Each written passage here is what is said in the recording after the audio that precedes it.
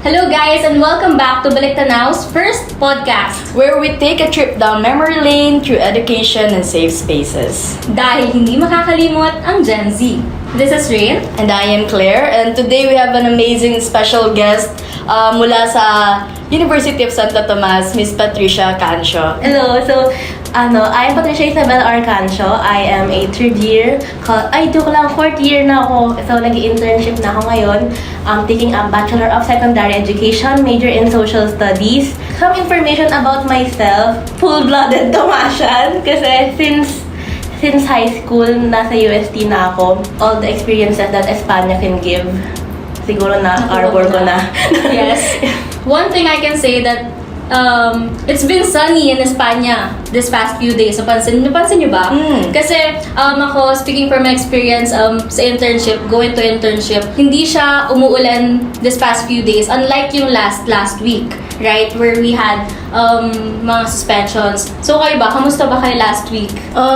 Medyo mainit, no, this past few days. Pero pansin natin ngayon sa labas habang nag-shoot kami, sobrang lumakas bigla yung ulan, tapos medyo makulimlim siya. Hindi tulad na itong mga nakaraang araw. So, speaking of baha, ngayon na nandito tayo around Espanya, hindi mawawala yan salitang baha kapag pinag-uusapan yung UST and Espanya. Alam na alam niya ng ating guest kasi sabi niya nga kanina, full-blooded Tomasian siya. So, ngayon, pag-uusapan natin kung ano yung mga iba-ibang experiences naman ng ating guest. Lalo na noon, sobrang tagal na, junior high. Ilang taon pa tayo nun, wala pa yung COVID noon, wala pa yung konsepto ng hybrid classes. So, yun ang tatalakayin natin today with our guest, Miss Patricia. Anong experience mo ba dati? Have you experienced yung lulusong ka talaga sa baha just because kailangan mong pumasok or...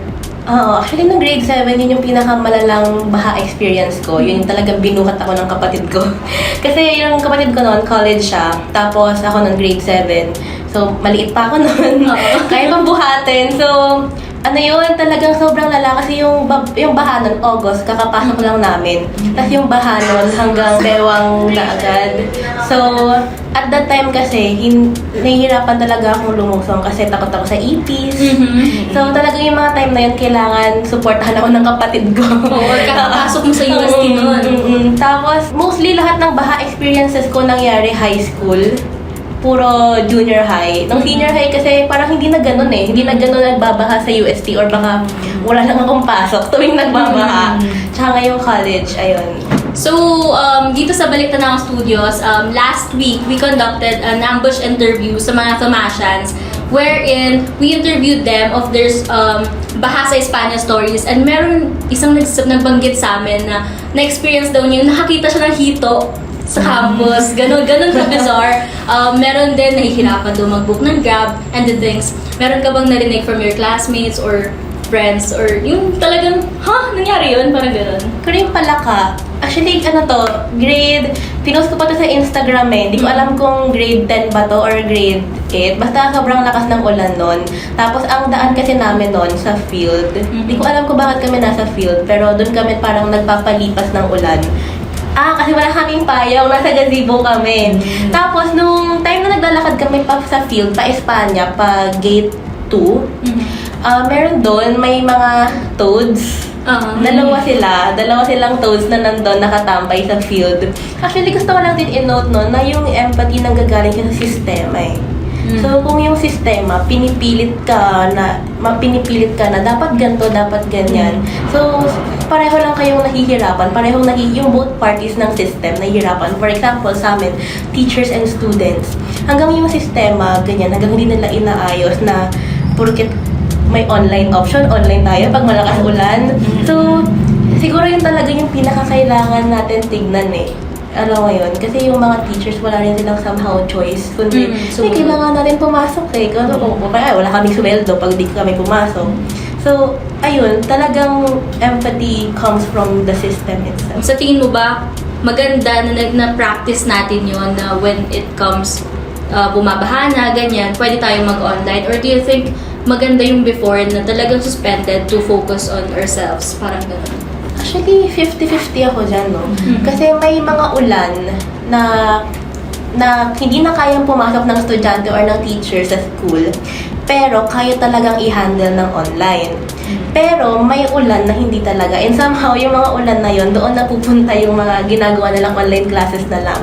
So pag ganun, parang hindi na eh. Kasi bakit mo pa ipapush na mag-aral? Eh, binabaha na nga. Umuulan na nga. Totoo. For example, sa amin noon, TMI, example sa amin noon, sira yung bubong namin noon. Especially nung third year ako.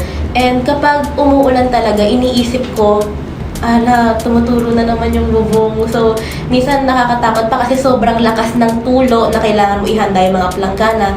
And at the same time, nakikinig ako sa lesson. So, ang hirap. Kasi instead na iniisip ko na lang ako, yung bahay namin, yung mga kasama ko sa bahay, iniisip ko pa na kailangan ko rin mag-focus sa klase. Kaya, siguro kung tatanungin doon sa isang question if mas gusto ko ba yung dati na suspended talaga. To be honest, hassle man na namumove yung mga ginagawa namin.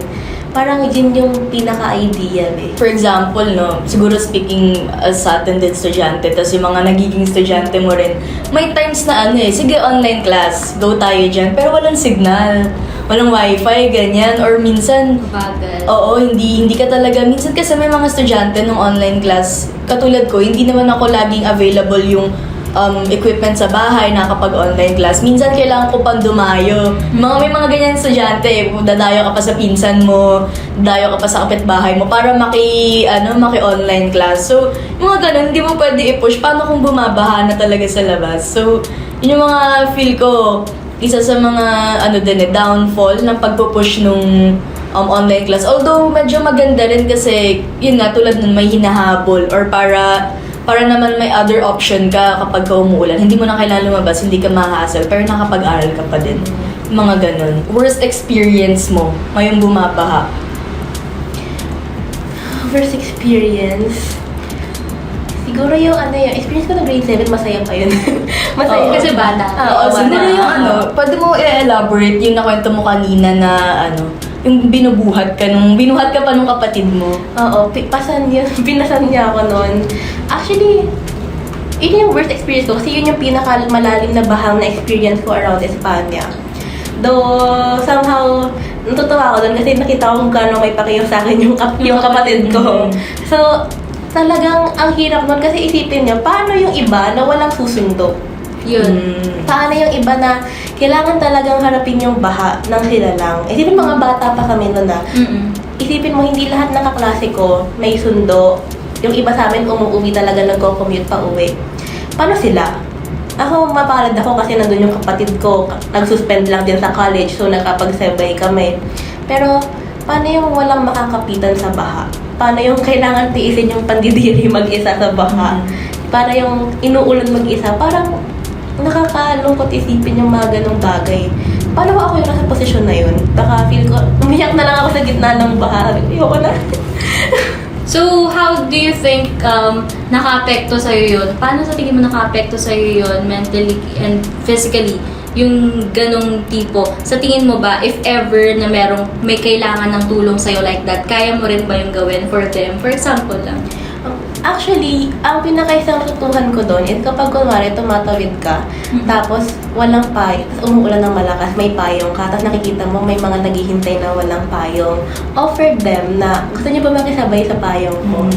Parang somehow hindi man yun kasing verse ng pagbabaha. Somehow doon parang pay it forward eh. Kumbaga may kasama ako nung inuulan ako ng malakas. So siguro, it's time naman na ako naman yung sumama sa iba habang inuulan kami ng malakas. May mga ganun. Lakas maka-raining in Manila nung ganung no? Meron pa mga isa, pagka sobrang lakas na mapapasabi ka lintik na pag-ibig na ganun na yung mga kayang Kasi, yun yung sumisikat ngayon, nakikita nyo ba yun sa TikTok, yung buong araw tumutugtog yung raining in Manila sa UST. Alam mo, Tumasa ka ba nun? Yan yung reason kung bakit bumabaha sa US. Yan kanta na yan. Speaking of raining in Manila, talagang maulan sa Maynila. Nandito tayo, lalo na yung school natin, nandito na sa portion na parang kumbaga basin ng basin ng ulan. 'Di ba meron pa before nabalitaan natin na may plano na talaga yung UST for or yung local government actually para siguro masolusyonan ng konti yung baha or yung consequences ng baha. So, may balita ka ba rin? Lalo na noon nung siguro elementary, junior high, meron na bang plano noon before pa natuloy yung UST flood control project? Actually, narinig ko na yun nung junior high ako. Pero, I can't give reliable news about it eh. As in, yung mga narinig ko lang, rinig lang eh. Kung mag-absorb information lang talaga eh. Na parang, may proposal nga noon yata sa UST na parang gagawing basin yung field or yung Gagawing catch UST basin. ng floods, ng ulan para daw makatulong mabawasan yung floods around Espanya. Ayun. Well, from what we researched, para na lang din sa kaalaman siguro ng lahat, natuloy yung pag-create ng catch basin na yon, but hindi sa main field. Kasi parang nagkaroon ata sila ng debate dati na hindi pwede yung main field kasi it's a cultural heritage ng school. As far as I can remember, nung senior high tayo, ginagawa yung part ng sa may engineering building. Parang ginawa, yun yung parang naging ginawa nila na doon na lang napupunta yung tubig. Ganun. I think, Drainage? oo, parang ganun. Siguro nagsa-start tayo niyan ng senior high, 2018. Nag-start yung construction. Pero hindi pa siya ganun ka halata. Siguro nahalata natin yan kasi nag-post na yung UST pandemic time na yun. Actually, patapos na. Yun yung malaking parang kuweba. Oo. Na nag-trend yung picture na yun. Oo. Nabibago na daw study spot. So, ang function nun as what we know from siguro yung post na rin ng UST, yung announcement nila and other news. Yung function niya talaga is para siyang water tank. So, temporarily, yung mga baha, doon siya mapupunta. Hindi na tulad dati na talagang nandyan lang, masyadong mababa yung, diba, Espanya. So, andun lang yung water. Ngayon, meron ng parang, pupuntahan yung tubig, kumbaga drainage system nga. So, doon na lang siya mapupunta kasi hindi na kaya yung yung doon lang, tas kawawa yung mga estudyante, kawawa yung mga sasakyan na dumadaan. Well, the million-dollar question is, nararamdaman ba natin siya? Ikaw, do you think nararamdaman ba natin siya na may pagbabago from before and ngayon na meron na daw drainage system? Siguro kung mas malakas na ulan pa, maano natin, mabe-verify, no? Pero alam ko bumaha pa rin eh. Pero nung time na bumaha, hindi ko alam kung weekend ba or suspended. Basta may picture lang na mukhang dagat yung field. Oo, yan ata yung may hito daw na nakita yung isang interview natin. Kasi umabot ata hanggang knee-high or mas mataas sa tuhod yung tubig noon sa UST. So, sana mas magawan pa nila ng paraan.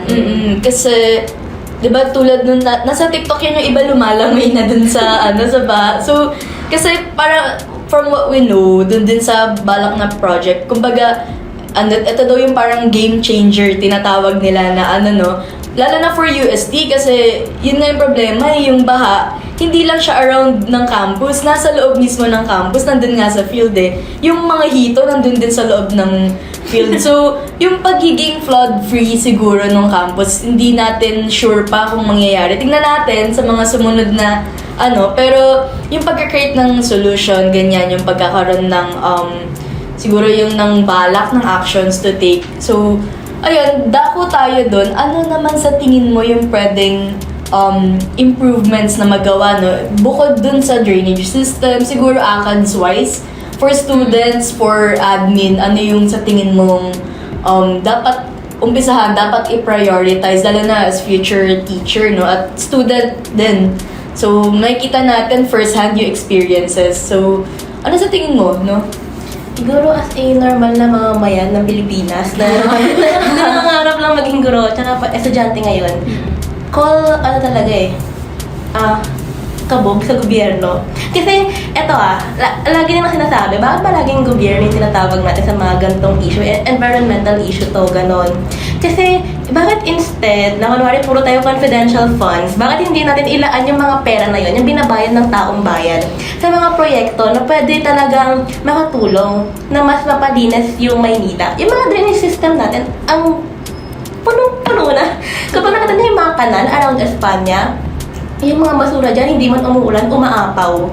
So, bakit hindi natin pagtuunan ng pansin yung mga ganong bagay? Bakit kesa dumako tayo sa mga pagpapagawa ng mga infrastructure na pang mga nakikinabang lang naman, yung mga mayayaman, bakit hindi natin pagtuunan ng pansin yung pagbibigay ng pera dun sa paglilinis ng syudad, ng pamayanan? Bakit kailangan iasa natin sa isang eskwelahan yung solusyon? Bakit hindi natin tawagin yung buong society? Bakit walang call for action for all of them? Alam mo yun? Ang lalim ba? Tama naman, tama. Doon tayo sa sustainable solutions. Kasi parang ang ginagawa na lang natin ngayon, kunwari, parang somehow band-aid kasi siya na, okay, pag bumaha, may pupuntahan yung tubig for now. Pero hanggang kailan magiging effective yung drainage system na yan?